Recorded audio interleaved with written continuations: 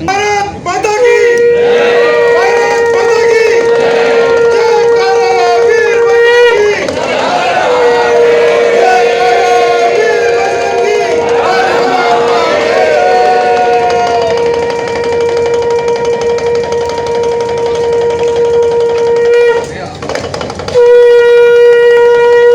महादेव से आपकी सुखद, सुगम और सुरक्षित कैलाश मानसरोवर यात्रा की मंगल कामना करता हूँ कि महादेव आप सब पर कृपा करें।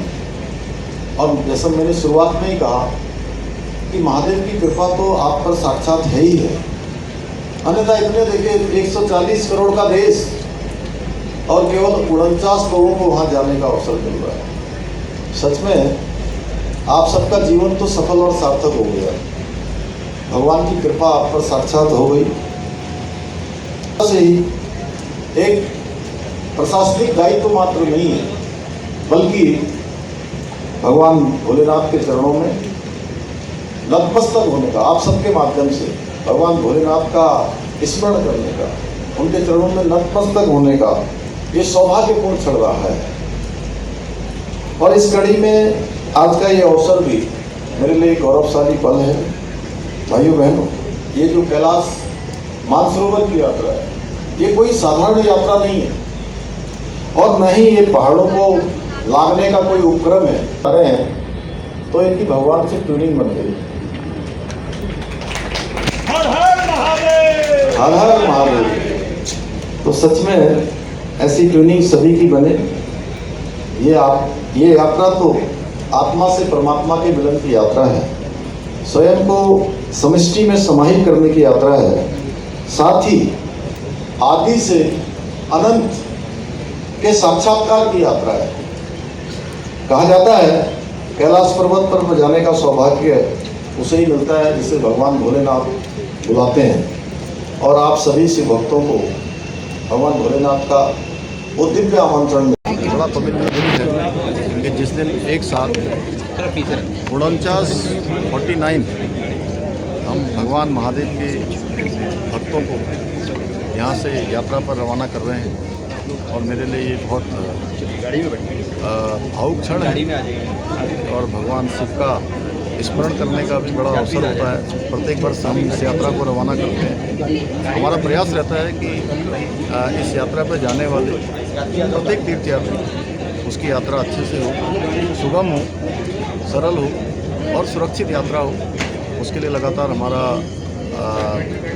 कुमाऊं मंडल विकास निगम, जिला प्रशासन, हमारे पुलिस विभाग के लोग, स्वास्थ्य विभाग के लोग सभी लगातार इस यात्रा को मॉनिटर करते हैं।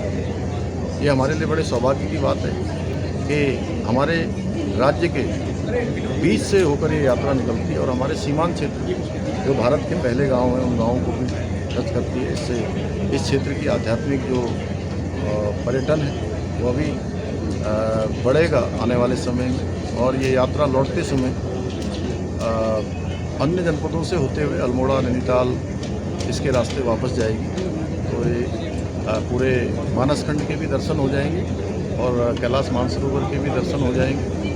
स्थानीय उत्पादों को, हमारे यहाँ के संस्कृति को, इन सभी यात्रियों को समझने का अवसर मिलेगा। और ये यात्रा पूरी करने के बाद ये भारत की संस्कृति के और यहाँ की जो हमारी समृद्ध विरासत है, सांस्कृतिक विरासत, उसके भी ये एक तरह से ब्रांड एम्बेसडर के रूप में आगे चलकर।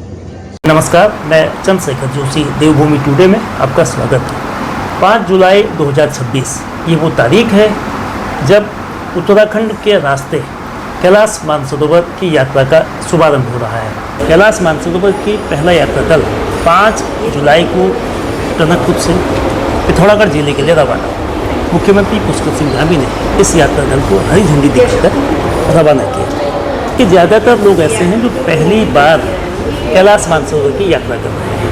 हमारे साथ गुजरात के वे 2 लोग हैं, माँ बेटे, और ये अमूमन बहुत कम होता है इस तरह का संयोग बनना। सबसे कम उम्र के 21 साल के हरिकृष्ण जी हैं, कॉलेज पढ़ते हैं, और उनकी माता जी हैं 48 साल की शिल्पा जी। तो ये शिवधाम की यात्रा का ये पहला पड़ाव है। शिल्पा जी, आप लोगों ने पहली बार ही आवेदन किया था या इससे पहले भी आवेदन किया था? हर हर महादेव, फर्स्ट टाइम ही मैंने एप्लीकेशन करी है और फर्स्ट टाइम में भोलेनाथ की कृपा से हमारा नंबर दोनों का आ गया, माँ बेटा का। तो परिवार में आपने यानी कि माँ बेटे नहीं की थी और लोगों ने? नहीं है, मेरे हस्बैंड भी है, बेटी भी है। पर हमने सोचा कि पहली बार में थोड़ा नंबर आएगा तो अभी भर के देखते हैं, पर कृपा हो गई, आप वही समझ लीजिए, और नंबर आ गया लॉटरी सिस्टम में। हाँ, ये आसान नहीं होता है और हाँ। तय नहीं होता है पहले से। आप लोग सोमनाथ की धरती के हैं जी। उस क्षेत्र के हैं, और सोमनाथ मैंने कि शिवधाम वो भी है और जी। बड़ा शिवधाम। जी। लेकिन कैलाश मानसरोवर की जानकारी आपको कैसे मिली? वहाँ जाने का आपने कब सोचा? क्या इस बार ही सोचा था कि 2026 की यात्रा करनी, या पहले भी कभी सोचा था? 2025 में मैंने मानसरोवर का वीडियो देखा था। मेरे गुरुजी हैं मन स्वामी महाराज, तो वो वहाँ गए थे, वो वीडियो मैंने देखा। फिर वो जगह मुझे, आप समझ सकते हैं, नैमिषारण्य क्षेत्र जैसी लगी कि मुझे भी ये जगह जाना है। तब मैंने सोचा कि मैं किसी तरह जाऊंगी। फिर जनवरी में मेरे रिलेटिव्स ने बोला कि हम जाना चाहते हैं, तो हमने बोला कि चलो प्राइवेट से चले जाते हैं। फिर बाद में पता चला कि सरकार की ये सिस्टम है, उसमें फॉर्म एप्लीकेशन करते हैं तो आपका नंबर आता है। तो रिलेटिव का किसी तरह से जाना कैंसिल हुआ, तो मैंने सोचा अभी मैं गवर्नमेंट में भर देती हूँ फॉर्म।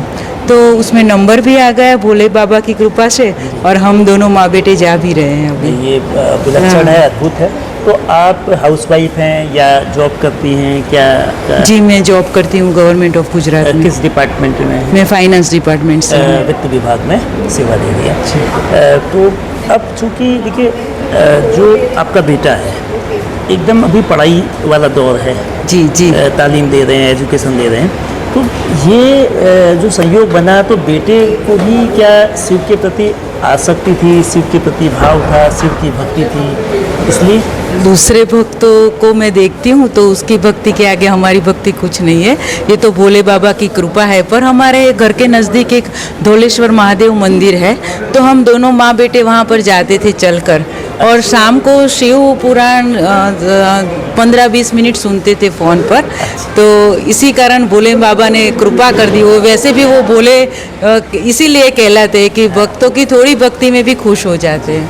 हरि कृष्ण जी, आप इस यात्रा दल में जो पहला बैच है उसमें सबसे कम उम्र के यंगेस्ट टूरिस्ट है। तो अब आप ये बताइए ना, अभी आप पढ़ाई लिखाई की उम्र है, इस उम्र में आमतौर पे लोग अध्यात्म से, धर्म से दूर रहते हैं, मतलब उससे बहुत वास्ता नहीं होता, वो अपना पढ़ना, कैरियर बिल्डिंग। तो आप में ये भाव कैसे जगा? पहले तो हर हर महादेव, मैं हरि कृष्णा गुजरात से हूँ।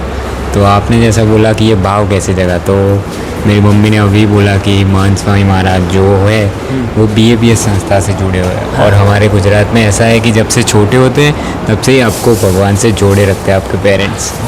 तो मीन्स हर लोग नहीं, हर कोई नहीं जोड़ पाता, पर जितने हो सकते हैं उतना ट्राई करते हैं कोई। तो मैं अपने पेरेंट्स को ही वो श्रेय दूंगा कि उन्होंने ही मुझे भगवान से कनेक्ट किया है, और वो आध्यात्म की दुनिया में मुझे उन्होंने ही जोड़ा है।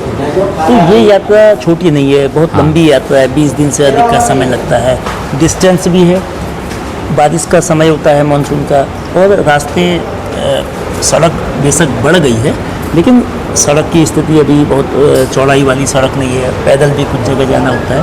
तो पहाड़ में आने जाने में, ऐसी यात्रा में कोई भय वाली स्थिति नहीं होती? भय वाली स्थिति, उतना डर तो नहीं लग रहा है, क्योंकि सब लोग साथ है, एक परिवार जैसा फील हो रहा है फर्स्ट डे से। और एक तो गवर्नमेंट ने जो जो सुविधाएं प्रोवाइड किया उसकी तो आप मतलब शब्दों में हम बयां ही नहीं कर सकते, इतनी अच्छी सुविधाएं। कुमाऊं मंडल बोल लीजिए, सेंट्रल गवर्नमेंट बोल लीजिए, हॉस्पिटल्स की सुविधाएं वो इतनी अच्छी है कि आपका सब भय सब खत्म हो जाएगा एक बार आप आएंगे। तो कैलाश मानसरोवर के अलावा आप कौन कौन से शिव धामों में गए हैं, कहाँ कहाँ दर्शन किए हैं आप? इसके अलावा गुजरात में सोमनाथ में ही गया हूँ। हाँ। अच्छा, अभी पशुपतिनाथ आप गई हैं क्या? नहीं। अच्छा, नहीं, बाकी तो अब जैसे अभी आप कैलाश मानसरोवर जा रही हैं, बहुत लंबी यात्रा है, आप सरकारी विभाग में सेवारत हैं, तो इसमें छुट्टियों की भी एक अपनी लिमिटेशन होती है, तो ऐसे में क्या भविष्य में कभी पशुपतिनाथ, चूँकि वो रोड में है, मतलब सड़क पे है, उसमें ज़्यादा पैदल नहीं चलना होता है, ऐसे धर्मस्थल या जो उत्तराखंड में 4 धाम यात्रा है, गंगोत्री, यमुनोत्री, केदारनाथ और बद्रीनाथ, उन स्थानों में भी जाने का विचार है? वो तो अगला समय ही बता सकता है।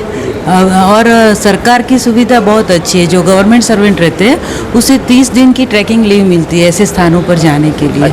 हाँ, तो सरकार ने ये भी सुविधा अच्छी करी है। मनीष चौधरी साहब राजस्थान से ताल्लुक़ रखते हैं, उनके अनुभवों को जानते हैं कि कैलाश मानसरोवर यात्रा का उनका क्या ध्येय रहा, कैसे उनके अनुभव। चौधरी साहब, आप राजस्थान में किस जिले से बिलोंग करते हैं? मैं जयपुर से हूँ। तो आप क्या पेशे से, प्रोफेशन? मेरा व्यवसाय है, लकड़ी का काम है मेरा, फर्नीचर का। तो आप एक ऐसी यात्रा, एक ऐसा शिवधाम है जो बहुत कठिन है, ऊंचाई में है और पर्वतीय क्षेत्र में है, तो कैसे आपको ये एहसास हुआ, ये भाव आया कि वहाँ उस धाम में जाना चाहिए? लगभग 14-15 वर्ष पहले मेरे एक मामा जी हैं, वो गए थे कैलाश मानसरोवर। उस समय मुझे मालूम हुआ था कि कैलाश मानसरोवर की यात्रा भी होती है। उससे पहले मुझे इस चीज़ का आभास नहीं था और मेरे अंदर एक जिज्ञासा आई कि कभी जाना चाहिए वहाँ। और भोलेनाथ से बहुत गहरा प्रेम है और उनकी बहुत कृपा है कि उन्होंने मुझे बुलाया। और इस बीच में मैंने 12 ज्योतिर्लिंग के दर्शन भी कर लिए भगवान के। 12 ज्योतिर्लिंग में गया हूँ और 12 ज्योतिर्लिंग पूरे करने के बाद में मेरी बहुत इच्छा थी और मेरी पत्नी की कि हम 12 ज्योतिर्लिंग हो गए हैं, पशुपतिनाथ जी भी हो गए हैं, तो हम कैलाश मानसरोवर यात्रा भी अगर बाबा बुलाएं तो हम कर लें। तो परिवार में जैसा आप कह रहे हैं कि पत्नी की भी इच्छा थी, तो आवेदन उन्होंने भी किया था या आपने ही किया? नहीं, मैंने और मेरी पत्नी दोनों ने तो दोनों सेलेक्ट हो गए हैं। दोनों सेलेक्ट हो गए हैं। तो ये आमतौर पे बहुत कठिन होता है क्योंकि ये लॉटरी बिल्कुल एक सिस्टम से है। तो आपने तमाम अन्य जैसे ज्योतिर्लिंग गए, पशुपतिनाथ गए, जाहिर है कि आप सोमनाथ भी गए होंगे। जी बिल्कुल। तो अब ये उन तमाम शिव धामों से दिगर है क्योंकि ऊंचाई बहुत है। मानसरोवर जो सरोवर है खुद में बहुत, उसकी रेडियस बहुत गहरी है और उसका जल जो है वो तो इतना शुद्ध है, स्नान वगैरह वर्जित होता है। वहाँ की जो परंपरा है, चीन सरकार का जिस तरह का आदेश है। आपने दिल्ली से आप इधर आए होंगे, तो अभी तक रास्ते भर के अनुभव क्या आप विचार करते रहे? किस तरह से यात्रा के लिए आगे प्लान कि भाई यात्रा का रूट है, आपका पड़ाव तो तय है, लेकिन क्या क्या करना है? पूरा एकाग्रता शिव भोलेनाथ पर है और जो अभी आपने चित्रों में देखा होगा, वीडियोज़ में देखा होगा कि इस तरह का है, तो वहाँ जाकर सबसे पहले आप क्या मन्नत या किस तरह का आपका एक्सप्रेशन रहेगा जो आपने अभी प्लान किया है? वो तो बात की बात है। देखिए, चयन होने के बाद में इतना तो हमें पता था कि यात्रा आसान नहीं है, लेकिन आसान नहीं है ये तो, आसान नहीं होने के साथ असंभव नहीं है ये भी अंदर से विश्वास था। इसलिए 1 महीने पहले हमारा चयन हो गया था और जैसे ही हमारा चयन हुआ हम लोगों ने, पहले तो इसका बहुत खुशी हुई हम लोगों को, फिर हम लोग दोनों ने ये डिसाइड किया कि जब हमारा चयन हो गया तो हम लोगों के पास 1 महीने का समय है और इस 1 महीने में हम जितनी अपनी तैयारी कर सकें वो हम कर लें अपनी। तो हमने अपनी फिज़िकल एक्सरसाइज बढ़ाई, योगा बढ़ाया और जो प्राणायाम वगैरह जो हम कर सकते हैं वो सब किया कि जो हम कर सकते हैं जाने से पहले वो तैयारी हमने की। और अब हम तैयार हैं कि ठीक है वहाँ जाएंगे, भोलेनाथ ने बुलाया है तो वही बेड़ा पार करेंगे। और उस तैयारी के वहाँ की क्लाइमेटिक कंडीशन से जो हमने सुना है, अभी तो चूँकि मैं तो पहली बार जा रहा हूँ, वो सब हमने सुन के और जो लोग गए हैं उनका अनुभव लेके हमने अपनी तैयारी की है और उस तैयारी से हम जा रहे हैं। अब देखें। तो अब इस बार का आपका जो यात्रा पूरी होने के बाद क्या अगली बार भी प्रयास करेंगे या फिर अब कुछ रेस्ट देके फिर आगे देखेंगे? नहीं, अगली बार का तो नहीं कह सकते, बाकी तो भोले बाबा का बुलावा। अब ये यात्रा पूर्ण होने के बाद में एक अंदर से अब क्या जिज्ञासा होती है और क्या होता है इसका अनुभव, हम लोग उस अनुभव के आधार पे हम आगे का देखेंगे। तो अब ये अभी चूँकि पहला आपका नाइट होल्ड, पहला बेस जो है वो टनकपुर बना है और टनकपुर का एक प्रमुख आध्यात्मिक स्थल है माँ पूर्णागिरि धाम। तो क्या माँ पूर्णागिरि धाम के बारे में आपको कोई जानकारी है, या आप पहले देवी दर्शन किए हैं या नहीं किए? नहीं, यहाँ नहीं किया मैं कभी। हाँ, तो जी एमडी सर, कल 5 जुलाई से जो कैलाश मानसरोवर की यात्रा, जो 2026 की यात्रा है, उत्तराखंड की तरफ से पहला यात्रा दल कल चलेगा। तो इसकी निगम की ओर से किस किस तरह की तैयारियां हैं, और पिछले साल के जो एक्सपीरियंस हैं उसको कैसे और इम्प्रूव किया गया है? देखिए, पिछली बार पहला समय था ऐसा जब टनकपुर से यात्रा चली थी, क्योंकि हमेशा जो मार्ग रहा है वो हल्द्वानी से होते हुए रहा है। तो गत वर्षों में क्योंकि हाईवे का काम काफ़ी अच्छा रहा, तो हमने ऐसा महसूस किया, और ख़ासकर मैं जब इस जनपद में जिलाधिकारी रहा था तो मुझे ऐसा लगा कि यहाँ से यात्रा लेकर जाएँ तो अच्छा रहेगा। तो पिछली बार हमने एक तरीके से एक्सपेरिमेंट किया था, उसका अनुभव हमें काफ़ी अच्छा रहा, यात्रा भी काफ़ी अच्छी रही। और सबसे बड़ी बात यह है क्योंकि हम पर्यटन के क्षेत्र में काम कर रहे हैं, तो पर्यटन को बढ़ावा भी काफ़ी मिलता है। इधर से जब हम यात्रा लेकर जाते हैं और उधर से जब वापस लेकर आते हैं, तो एक तरीके से हम पूरा कुमाऊँ दिखाते हैं, जिसमें आपका अगर बात करें तो चौकौड़ी है, धारचूला है, आपका जागेश्वर धाम है, कैंची धाम है, भीमताल है, सभी कुछ हम कवर करने की कोशिश करते हैं। और जहाँ तक पिछली बार के अनुभवों का सवाल है, तो एक ग्रुप हमारा स्वाला में फंसा था और उसको रात को हमें लोहाघाट में रुकवाना पड़ा था। तो इस बार हमने ये सोचा है कि अगर बाई चांस ऐसी कोई परिस्थिति उत्पन्न होती है तो लोहाघाट को हमने अपग्रेड किया, एबट माउंट और चंपावत को भी अपग्रेड किया, कि किसी भी केस में अगर ज़रूरत पड़ती है तो लोहाघाट और चंपावत को भी यूज़ किया जा सके। और पिछली बार काफ़ी लंबे समय के बाद यात्रा प्रारंभ हुई थी, तो जो हमारे कैंप थे उन सभी को हमने रिनोवेट किया था।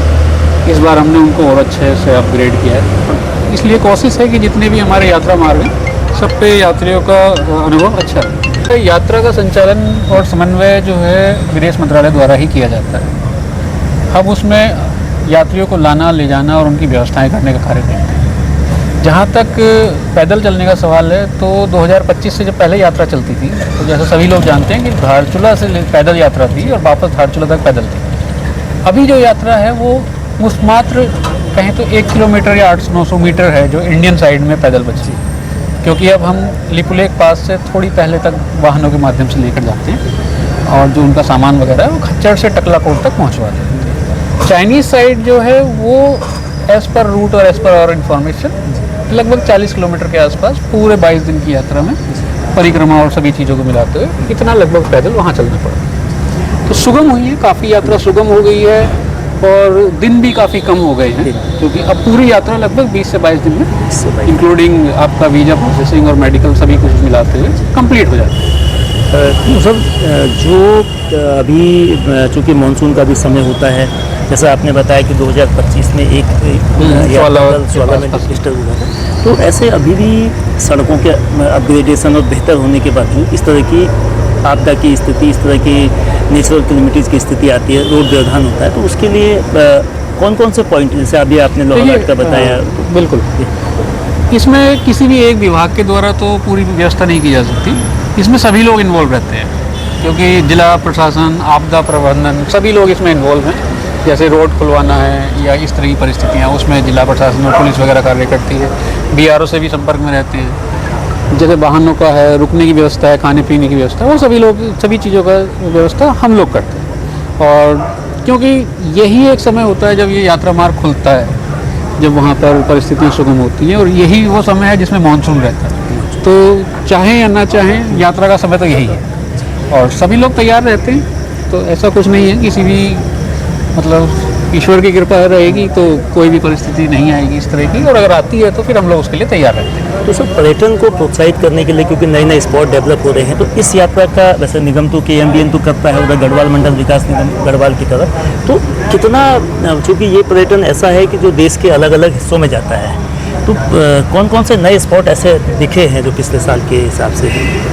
देखिए, जैसे हमने यात्रा में आपका जो रूट बनाया है वो इस तरीके से है कि हम बुद्धि भी होल्ड कराएंगे, गुंजी होल्ड कराएंगे। गुंजी में एक्लिमेटाइजेशन का टाइम रहता है, तो उस समय हम जोलिंगकोंग आदि कैलाश लेकर जाने की व्यवस्था भी एज ए ऑप्शन उपलब्ध कराते हैं। ओम पर्वत के दर्शन कराते हैं। वापसी में हम चौकौड़ी होते हुए चौकौड़ी, जागेश्वर, पाताल भुवनेश्वर, गंगोली हाट में हाट काली का, फिर आपका चितई, अल्मोड़ा, कैंची धाम, तो एक तरीके से कुमाऊँ के जितने भी स्थल हैं उन सब से हम एक तरीके से इंट्रोड्यूस कराने के प्रयास करते हैं। और जो हमारे व्यंजन हैं, जो कुमाऊनी परंपरा है, जैसे आपने आज भी देखा होगा कि आज इनका स्वागत हुआ है, तो यहाँ पर जो हमारे सांस्कृतिक कार्यक्रम है वो कराए गए हैं। सभी को एक जो हमारी परंपरा है कुमाऊँ की और जो ट्रेडिशंस है उनके अनुसार सबका स्वागत किया गया। तो जो हमारी कल्चरल है, जो हमारी हेरिटेज है, उससे हम इंट्रोड्यूस कराने का पूरा प्रयास करते हैं।